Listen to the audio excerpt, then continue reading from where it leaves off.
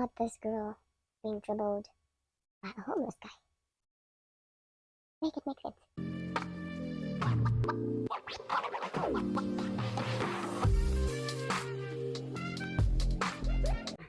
Hi, welcome and welcome back to Thrive Out Loud.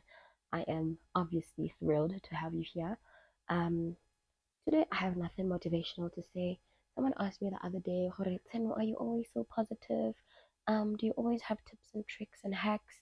And you know how to?" And the honest truth is I don't. On days like today, flu has me by the eyelashes and I can't get my brain to participate. For the love of me, I can't. My voice keeps going on and off. My nose has I've had the sniffles for the longest time. And you know what? Today I just figured, let me just sit, since I am just a patient today. Let me just sit, have a bit of a story time. This one takes me all the way back to just after I'd completed varsity, where I had been offered an internship. We're getting a stipend, and I was finally living on my own, finally independent. Then I started the 1st of February. I remember. I got the call just during the last week of January about, "Hi, are you available for this? Because we contacted your school or your varsity and they recommended you," type of vibes. And okay, sharp, fine. And the next day, I was in that place. I was getting interviewed, and they told me, "Okay, we accept you. Then you can start next week." The next week would have started bright and early, 1st of February, right? Sharp, no problem. Girl starts working. Obviously, now I moved there, moved into a commune. Because if you're getting Roma 5 point something, I don't think you're gonna move into an apartment where you pay 5 point something, unless you have parents that are willing to pay for you. But some of us were not really. Story for another day, right? So sharp, back to the original story. Then I moved to that place here and I settled in quite nicely, right? Maybe 2 weeks went by when I was working there, and then I felt like, okay, now I'm settled. I can start getting to know Indao, because the apartment building I lived at was right next door to a mall. And this mall had a gym inside, which is typical for a lot of malls.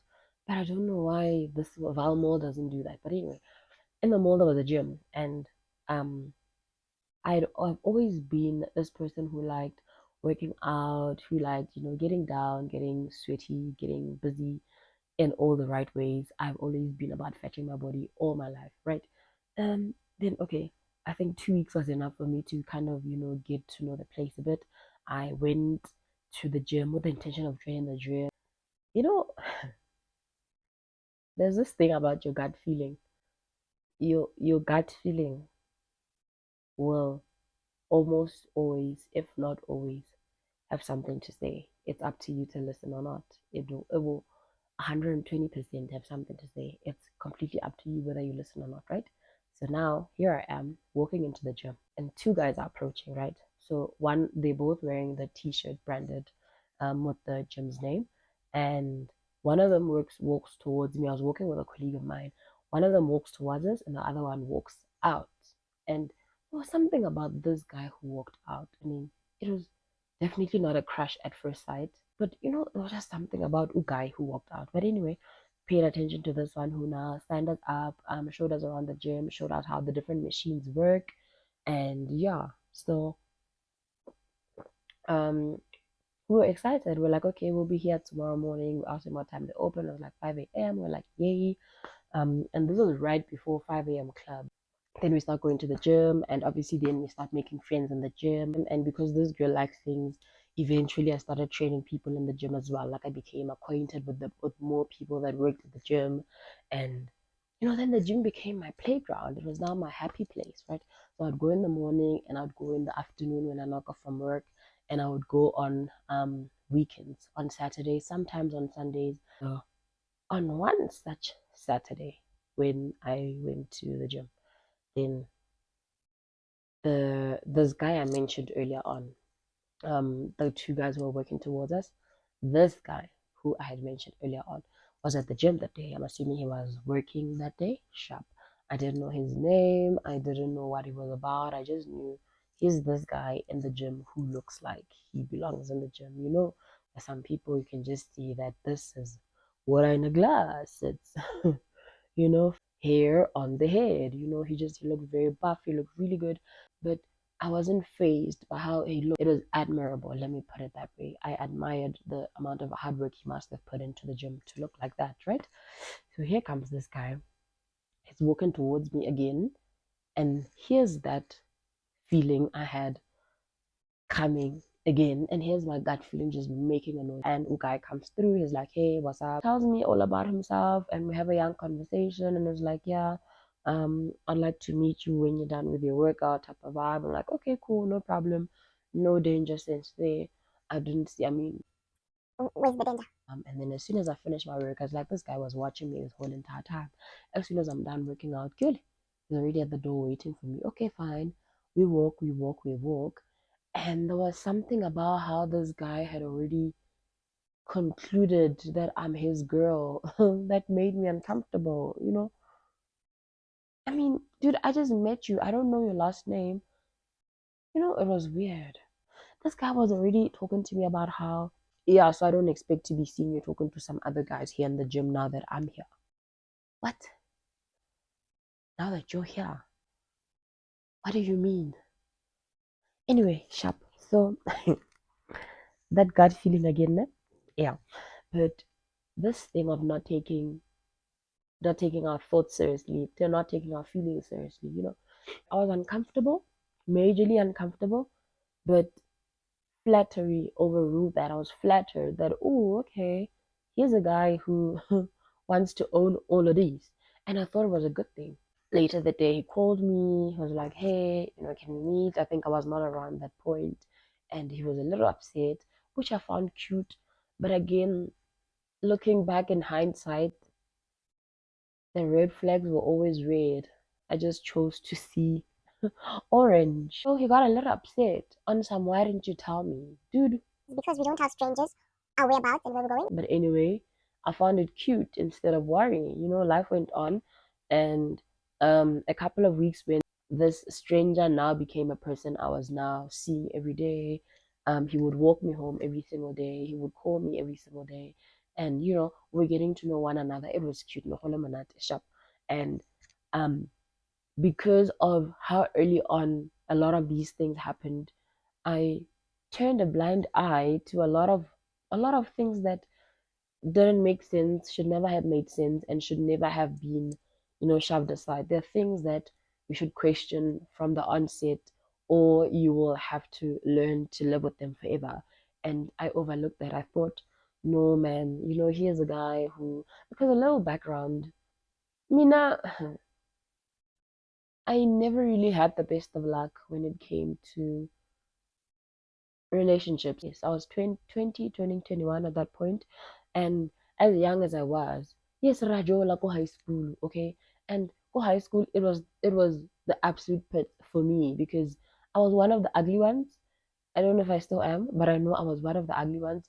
And these pretty girls would always come and snatch our boyfriends. We didn't have the best of luck when it came to Majola the dating, especially in high school, because there were hot times everywhere, and our boyfriends are not loyal. So now fast forward to now, a guy who intentionally wants to get into a thing with me without me having to die for his attention, right? I was flattered that I ignored a lot of the red signs that should have sent me running in the opposite direction, right? So now it's a couple of months down the line. Guy can now come visit my place and go, or visit for like 2, 3 nights and go. You know, we're now at that point where no, man, it's vibey. He's my guy, I'm his girl. Hominat. Throughout this entire time, as our relationship is progressing, guy is becoming more and more possessive. You know, as the days go by, he now gets to tell me which friends not to speak to. He now gets to get into my phone, access my phone, and delete certain texts and certain messages or certain contacts. For example, I had this Kenyan friend when I was in varsity. He is the sweetest guy I have ever known, the sweetest platonic guy I have ever known.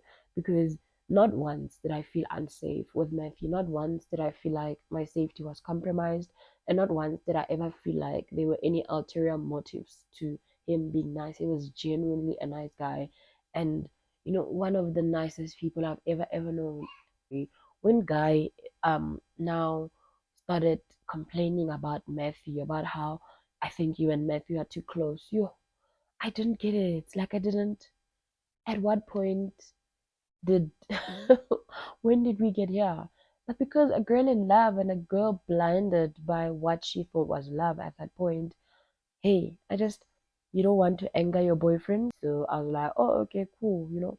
So now I started doing this thing where I would hide contacts in my phone, where I would hide or archive certain chats that I'd have with my friends. Not because I was doing anything sinister like that, but because I felt unsafe and I felt like I had to like have extra protection from him, because how else was I going to explain why I'm suddenly going ghost on my friends? And because of the course that I did, and where I studied, a majority of my friends were guys. Like, we were less than 10 girls in a class with like more than 70 people, more than 80 people. There was no way that all my friends are girls. Girls are tiring. Girls are exhausting. It got to a point where I had to basically become less of myself to make him feel comfortable, to make him feel less insecure. Because one of the things that, stood out very early on was how insecure he was how possessive he was, how um now he had this thing, man. It's cruel. I just don't know how to put it, but he was very, very bad, you know, so sharp. So I had to basically become less of me, start pretending like I'm not who I am, just to make him comfortable, just to make him feel like, I'm obeying, I'm listening. Then he started to become violent, I would say. He started to become abusive verbally and sometimes physically as well. And you know, back then, way before this relationship, when I was in varsity, I had a friend who was in a relationship with an abusive boyfriend. It was very easy to judge from the outside to say, but you are deciding to stay in this situation. Why don't you just leave him? And she told me so many times that it's not that easy. I've tried, but it's not that easy. Guy would get on a train from wherever to where we were to Shanganisa us and beat us up. So too, and I understood once I was in a situation like that to say, you know what, it's actually not that easy. Um, and it's unfortunate that all it takes is one slap. All it takes is literally one slap. And that line is crossed forever. It's either you will decide that you're done and you'll never ever want to see this guy again, or you will decide that you are going to be the one to change him. You're going to love the violence out of him. And unfortunately, I was the second option. I was like, yo, but let's see what we can do about it. And that was yet another chance I had to run, but I did not run. Baby girl stayed because baby girl doesn't give up. And people will get in your head. People will people will get into your head, right? So things turned a bit violent, a bit crazy, you know. Even our arguments or our disagreements turned ugly, man. Normal things that normal people discuss or disagree on or talk about, normal things, normal everyday things. Now for the mere fact that I have an opinion, now I'm a suffer, you know. Now I'm a suffer. Like, it got so bad that he would now say things like, "Oh, so now that you went to school and I didn't, now you think you're smart." Baby boy, first of all, yes. Yes, yes, yes, and yes, yes, please, and thank you. Yes, I am smart. Second of all, let's attend to the thing we're really discussing. It has nothing to do with who went to school and who didn't. We are talking. What does anything have to do with anything? Discussions on a general sense would become very exhausting, because now I'm afraid to say what I really think, because I'll be accused of thinking I'm smart. And now I must act like I'm not smart so that you don't feel like you're not smart. It was a thing. It was actually a thing. It was actually a thing. Like, he was a nice guy. I don't want to now sit here and pretend like he was the devil himself, and like, I was an angel who was not flawed. He was a great guy. He was an amazing guy when he wanted to. He was nice. He was a nice guy, but I'll give him that. But all of us have a toxic side. Each and every one of us has a toxic side, and I must have been the unfortunate one to get to experience like his toxic side, or that part of the toxicity, right? So my relationship with him coincided with the fallout I had with my mom that year, and he happened to be the person who was there when it was going down, like when everything happened, who got to see it happening firsthand, the mess that I was during that whole entire time. And it was just really sad that after everything you saw me going through, you're going to be the one putting me through even more pain. Like, when does it stop, you know? And it was just unfortunate that it actually is unfortunate that in this world you're going to meet people that will either be good for you or bad for you. You're gonna meet people that will take your pain and make you forget it by giving you something better, giving you something to look forward to, giving you hope, making you hopeful in life. But unfortunately, there's also people that will take your pain and try and use it against you. There's people that will find you taga-tingin. Babo na hormana mo. Ako na mo. Looking back, that's a situation I never should have gotten into.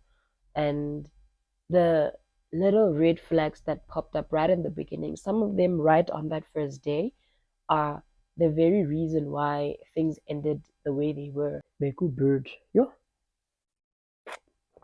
But obviously, coming from the background that I came from, I tried. Like, I don't want to. I tried. There's nothing I didn't try. I tried. But at some point, um, it went from like him visiting a couple of nights to him basically living with me. And he would go home maybe once every 2 weeks or so to go like basically get more clothes and whatever. Like fat and said, proper fat and said without anyone ever saying anything, which is another red flag because how do you get into a situation that hasn't been discussed and you don't know what you're doing, you don't know who to turn to if this blows up in your face, it was illegal in every sense of the word. Mind you, my uncle lived like 30 minutes away. He could pop up at any time, and here I am fat and sitting and hey, liking things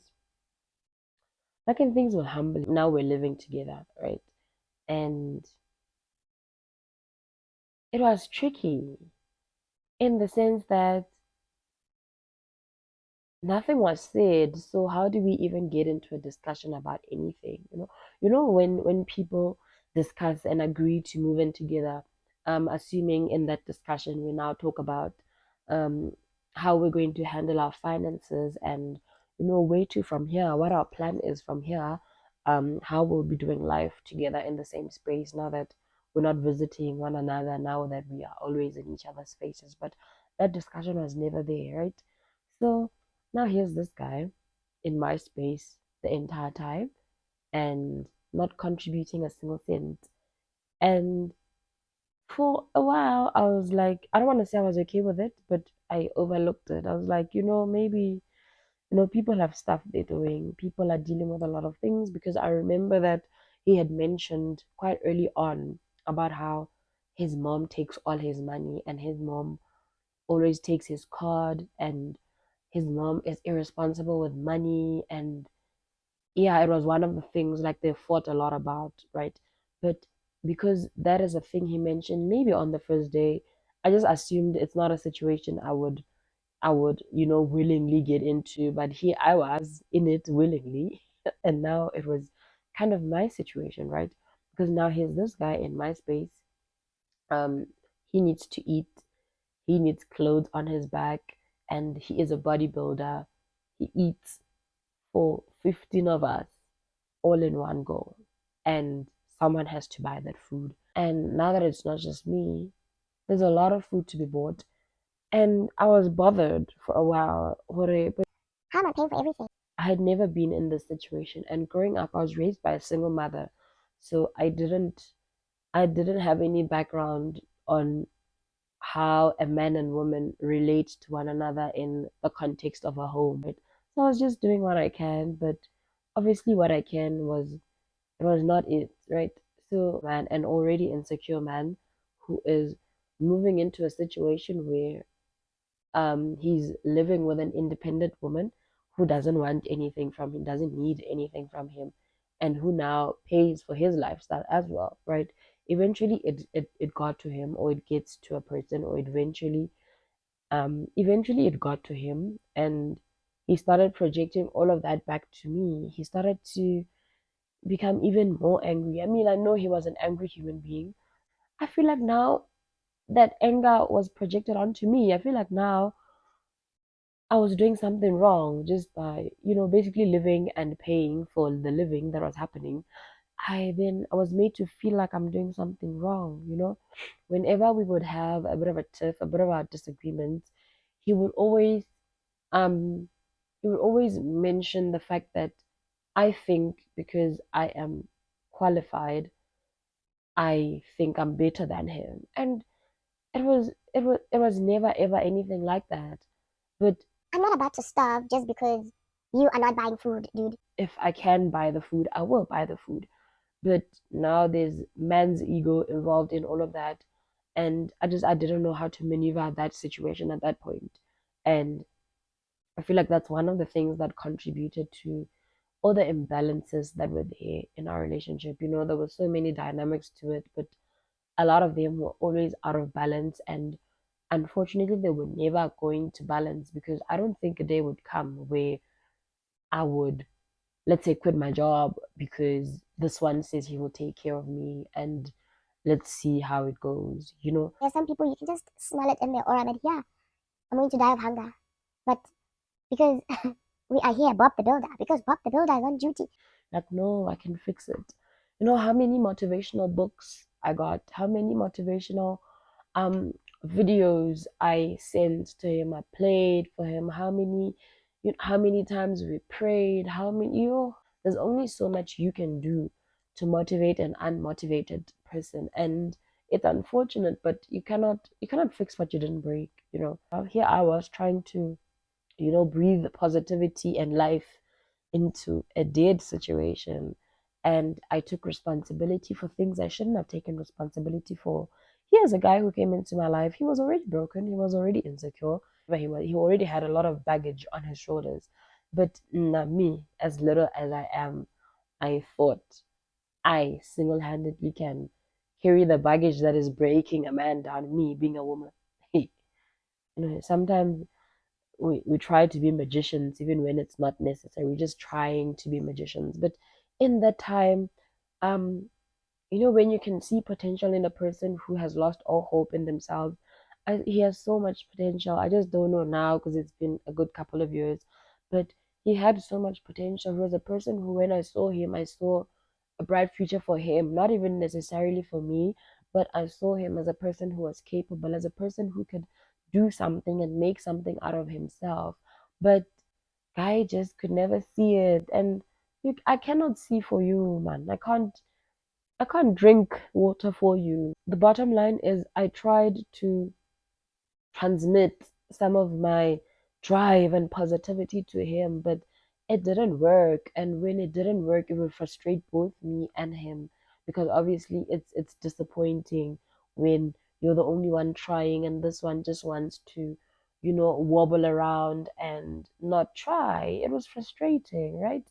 Then it got to a point where, whether it's the beginning of the month, whether it's the end of the month, I just know I can't count on him. And it's it's not a nice feeling knowing that your man is just but a man. You can't really, it's not a nice feeling.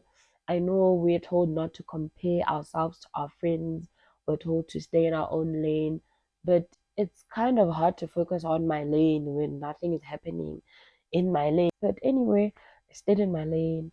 I was a good girl, focused in my lane, prayed, remained supportive, and all of that, right?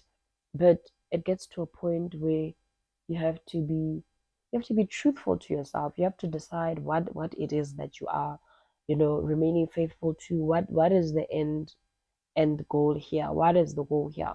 Because in as much as we were both working, I was the only one contributing to our lives, i.e., where we lived, what we ate, and everything that went into like our living expenses. I was the only one covering all of that, all the furniture, all our clothes, all our phones, all of that, right?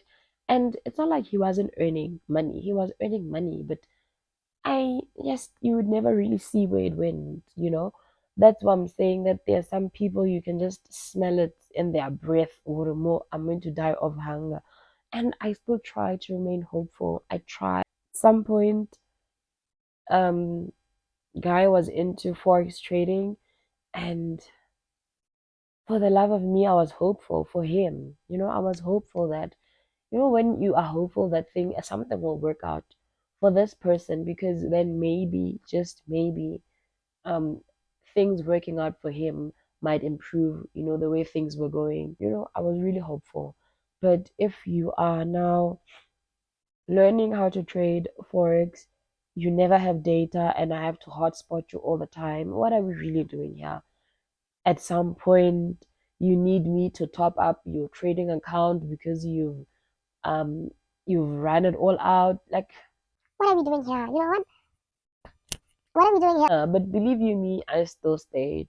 So the highlight of the red flags, because obviously there's like a million of them and I cannot possibly get into all of them, but the highlight of the red flags in my relationship with this guy, I remember it was my birthday, and we were sitting on the couch. We didn't go anywhere because like there's no money to go anywhere, right? So I received a call from one of my varsity friends. I actually regard this guy as a brother. He's still literally a brother to this day. I received a call from him like, "Hey girl, what's up? Happy birthday." You know them vibe. You know, nothing sinister, nothing out of line, nothing that should set anyone's alarms off. But if I tell you that before I could get off that call, I was now being shoved into a wall, I was being strangled, I was being called all sorts of names, and I was being told about how, hey Wena, hey Mamela, when I tell you I've seen it, please believe me the first time before. So now I was being told about how I think I thought he would never find out. Like, okay, he basically was saying that I'm cheating and he finally caught me out, which was laughable because if you ask anyone who knows me about this guy who had just called me, they would laugh in your face because what do you even mean? But here I am now fighting for my life on my birthday, trying to explain how I don't even know what I'm explaining. Like at that point, I was just so baffled by this whole thing because had you bothered to get to know me as a person, you would know that that's not a thing that I do. That's not who I am. It's not my kind of vibe. I don't find that sort of thing thrilling, like jumping between partners. I don't. If I'm not messing with you, I'm not messing with you. And if I'm messing with you, I'm messing with you. There's no in between. Like you never have to guess with me. But if we're now at a point where you feel the need to literally strangle the life out of me because you think I've been cheating on you and you finally caught me, then what are we doing here? Obviously, the rest of that day is still a big blur to this day. I remember nothing of what happened the rest of that night. I just remember waking up the next morning bruised and my whole body was in so much pain. And to this day, I still cannot explain what happened on that night. I still don't know what happened on that night, but I knew when I woke up that very morning, when I got up, I knew that if I don't leave the situation right now while I'm still alive, I'm gonna leave it in a body bag. And I, quite frankly, I'm not sure that's a risk I was willing to take. Yeah, no, that was not. I don't think that was a risk I was willing to take. So, the moral of today's story, because I'm sure there will have to be a part two, but the moral of part one is when you see a red flag, run immediately, please. Run for your life. Don't try to love it away. There's some things you cannot love away. You cannot pray it away. You cannot fast it away. You cannot motivate it away. There are some things when they are sent to steal, kill, and destroy. Yeah, there's some things when they are sent to steal your joy, kill your self confidence, and destroy your life. They will stop at nothing until they do that. When you see a red flag, Run, sissy, run, because if you don't run while your legs are still waking, then I promise you will live in a body bag.